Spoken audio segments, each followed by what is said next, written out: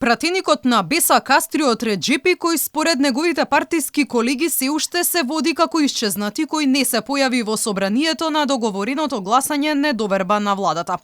Ке се обрател пред медиумите во понеделник. Ова тој го најави преку статус на социјалната мрежа Facebook. Следниве денови ќе имаме можност подиректно да ве информирам за се. Во однос на медиумите и интересот ги разбирам и ги информирам дека мојот прв настап ќе биде во понеделник преку пресконференција. На крајот апелирам до раководството на движењето Беса да не презема забрзани чекори кои ќе им наштетат на нашите структури и активности. Од Беса се уште немаат информации каде е пратеникот Реджепи, но не ја исклучија можноста тој да се соочи со санкции во партијата. Доколку се утврди, оти сам го сменил ставот.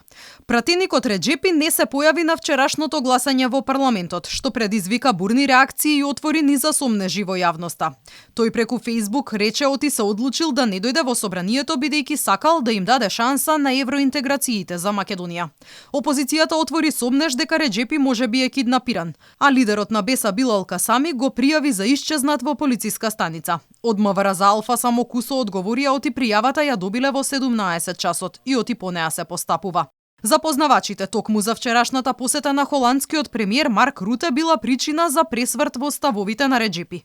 Поранешниот собраниски спикер Тито Петковски во изјава за Слободен печат вели дека посетата на Руте на Македонија не била случајна. Во овој момент алармот ја крена совеста на членките на ЕУ. Не случајно дојде холандскиот премиер Руте. Самото негово присуство покажа дека нешто позитивно се случува во ЕУ, но секако се и исплашени да не тргне работата на друга страна.